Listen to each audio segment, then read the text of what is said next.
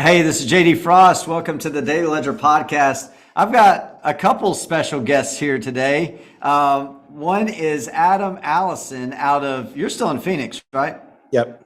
Phoenix, Arizona. Restaurant extraordinaire, knows the business, started a few, running some successful ones, and he's on the podcast today. And then I've got his cousin, Logan Vandergriff. That's right. Logan Vandergriff on here, who's been with our company for what, 5 years now? 5 years, yeah. And, one thing I love about Logan is how close he is with his family. So when he heard that his cuz was going to be on here, that he was like, hey, can I come sit in? Well, that's what I love about the podcast. We can do anything we want to. So, Adam, thank you so much for being on the podcast here, man. Really appreciate you taking the time to talk with us.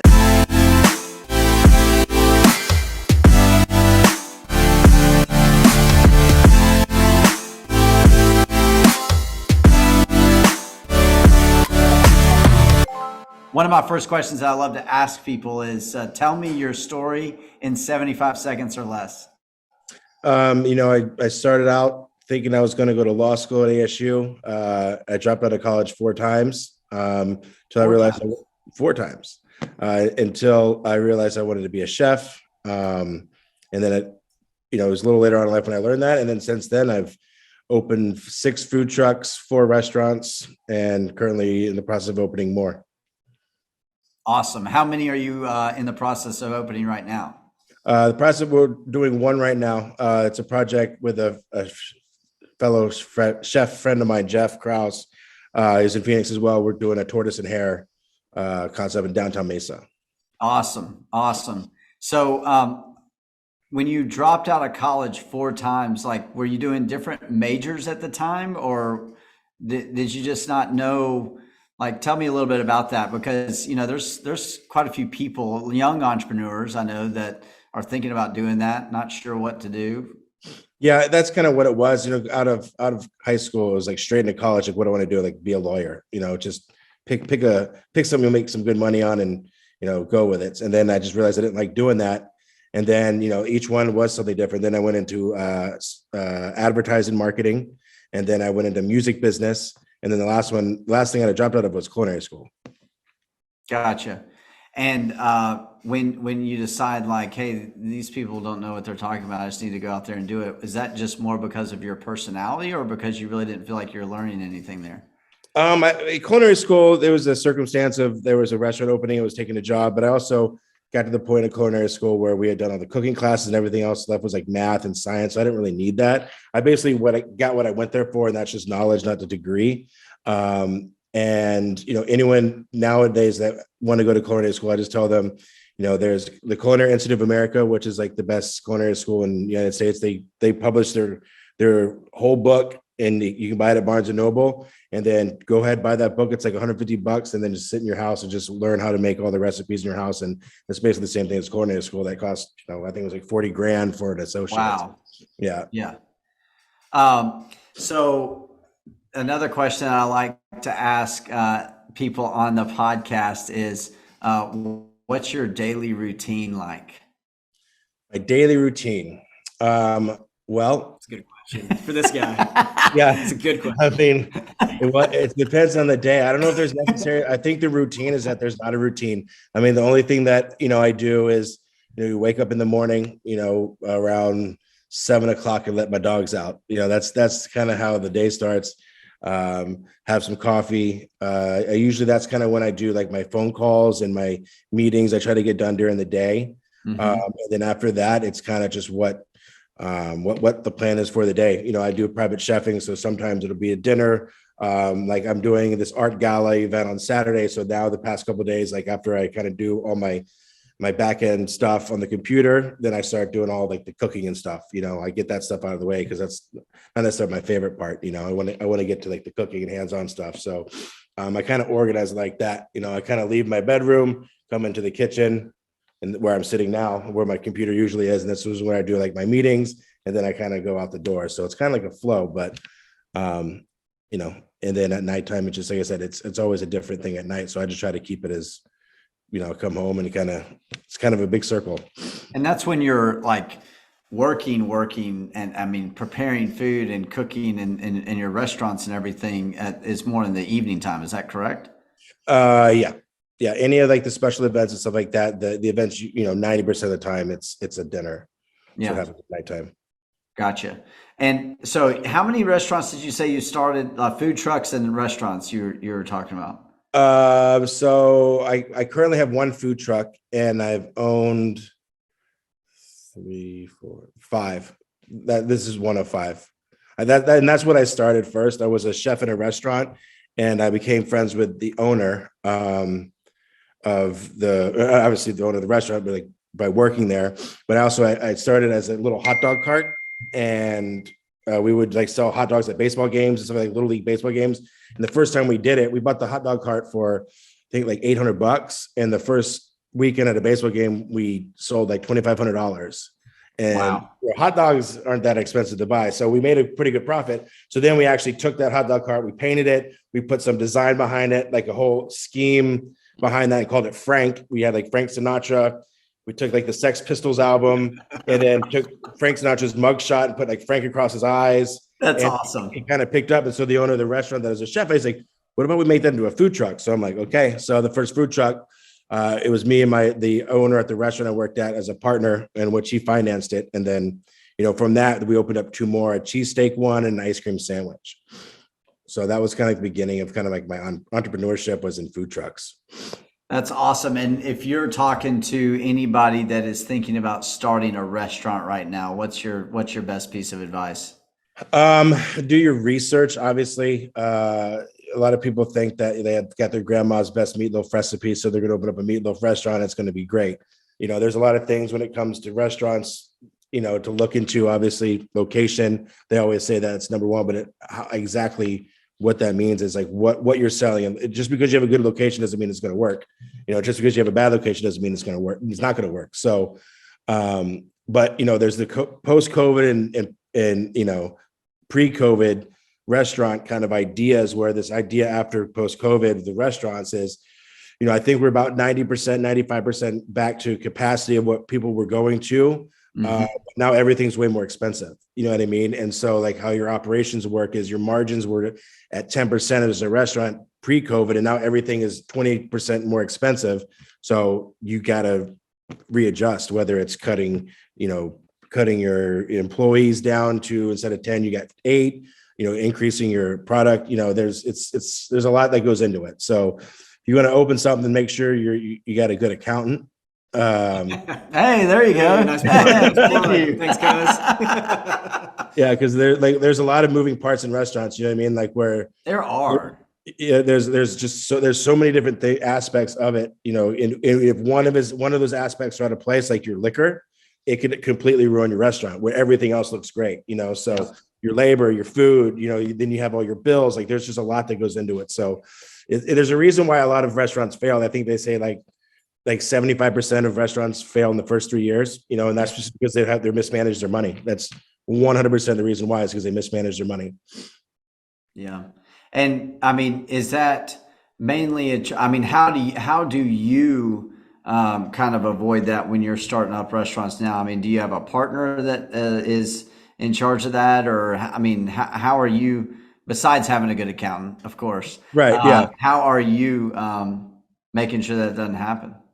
Yeah. So like, I obviously know what my strengths and my weaknesses are. And so I've got no problem giving that part of the business, which isn't my strength, the back end numbers, payroll, all that kind of stuff, taxes, like that's not my thing. So, I typically have a partner, I have a partner now that handles all of that stuff. I obviously do my due diligence to make sure that I'm double checking and stuff like that. But when it comes to projections and, because we don't, the thing about a restaurant is it's so off and on. A rainy day could kill your weekend, whereas other businesses like that factors are not, so you can forecast it, but one bad day can ruin a restaurant. You know what I mean? So yeah. I love it when it's raining outside and snowy and everything, because people want to stay in and work on tax returns. Right? They do. I'm serious. It's like so much better when it's dark and don't be bad outside. When it's pretty outside, it's like, damn it. It is a rainy day for a restaurant on a sunny day in an accounting firm. That's for sure. Exactly. Yep. It's really And that's exactly it. That's But yeah, awesome. I definitely have someone that works with me on that. Because also like if you try to do all of it, which I've seen it happen, you just can't do it. You can't do the day to day plus the the management, stuff like that. So definitely smart to have someone that's in that area, like that can do that, to do it. So I'm going to ask Logan this because I'm going to transition a little bit. So family, Yeah. right? So like, how are you all, your cousins, but tell me how you're cousins.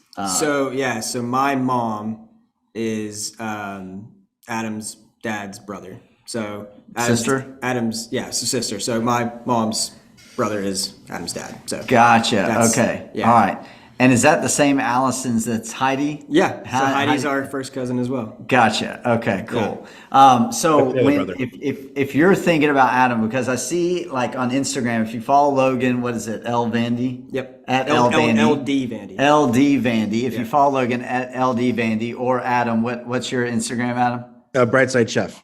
Bright Side Chef. If you follow either one of those, you'll see Adam coming to Chattanooga sometimes and cooking at your house and everything. Yeah. So what would you say is like Adam's literal secret sauce? What is his unique ability around restauranting? Because Adam, I mean, like it takes a lot to make this successful. I mean, it's hard as hell. And we just were talking about 75% don't survive the first 3 years. And you were talking about all these other ones that you've been doing. Yeah. There's got to be something that Adam, like, what's his unique ability with it? You know what's funny? It's actually not.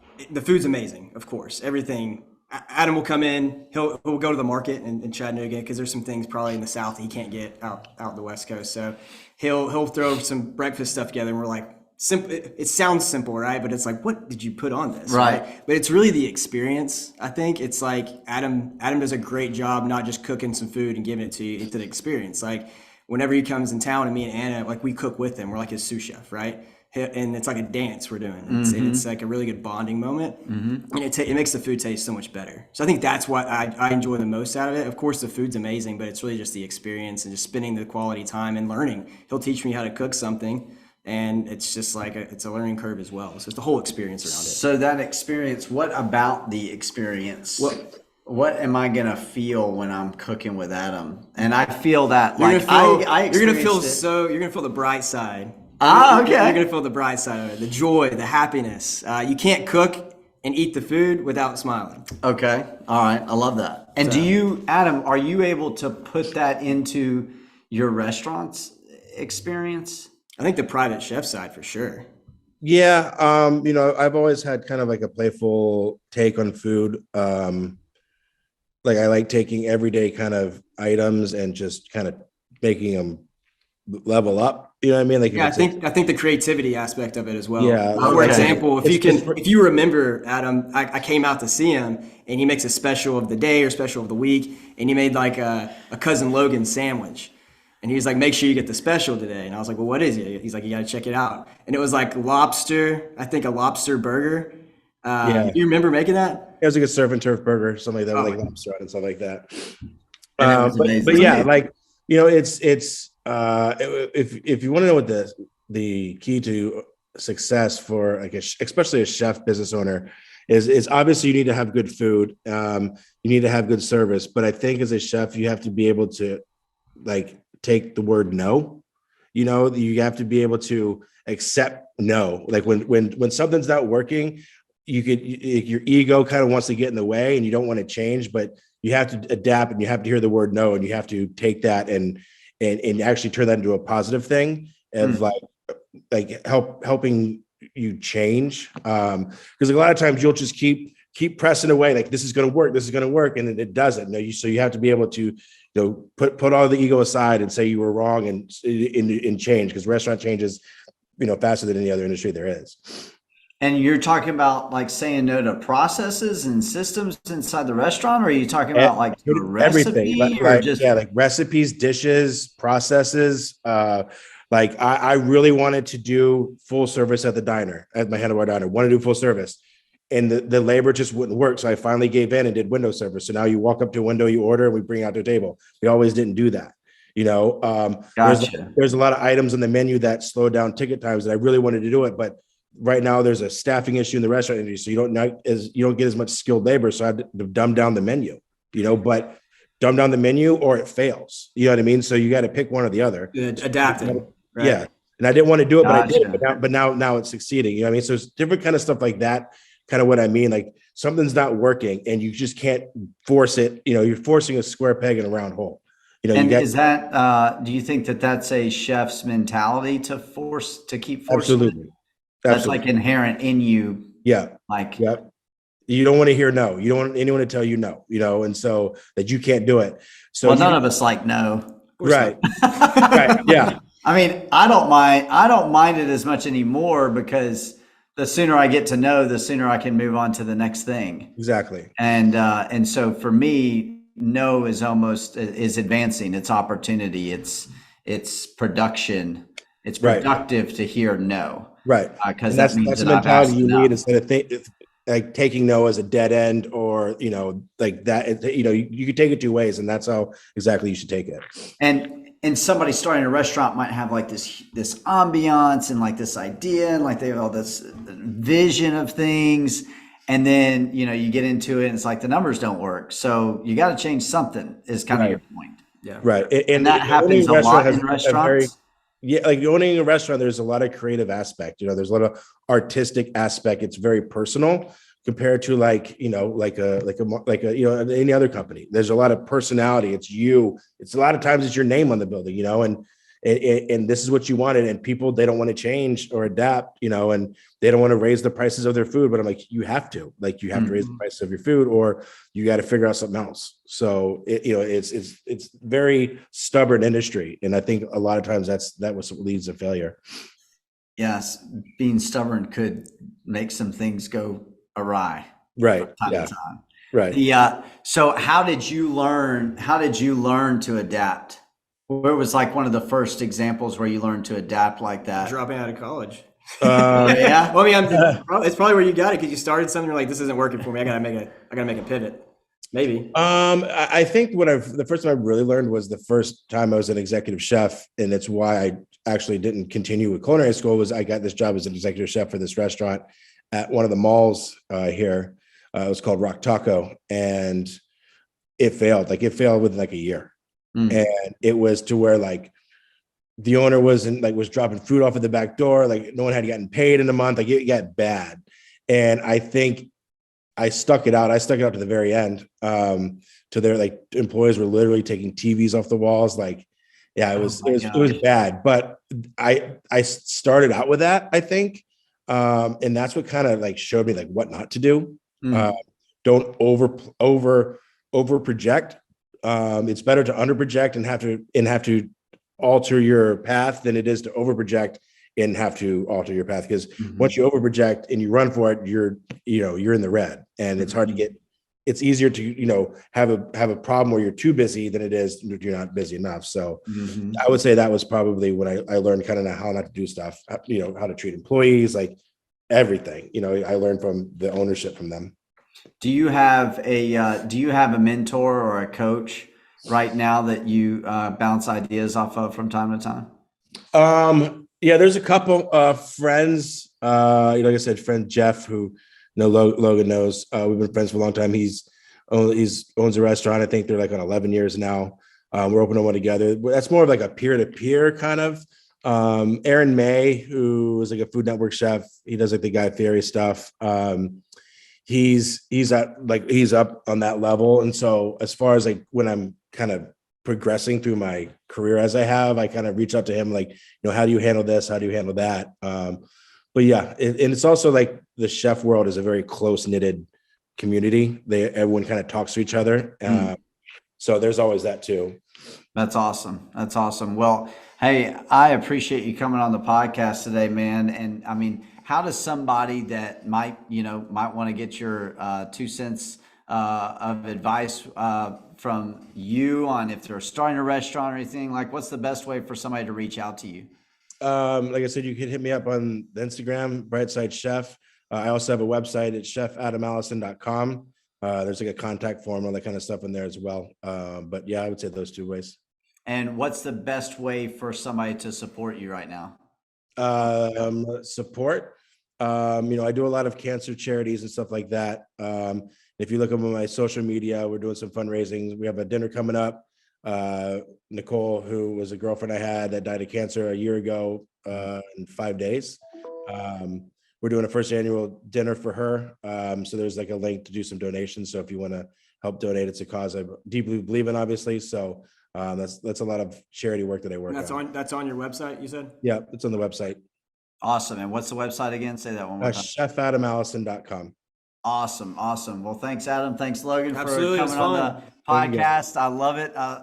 Thank you so much for your insight on restaurant industry and your story and sharing those things. And thanks for those that are listening and tuning into the Daily Ledger podcast. Please, please, please write us a review. I would sure appreciate it. It always helps to have that third party acknowledgement on the podcast if you heard one that you liked. Thanks a lot, Adam. Hope you have a great day, man. Thanks, guys. Thank you guys. Take care. See ya.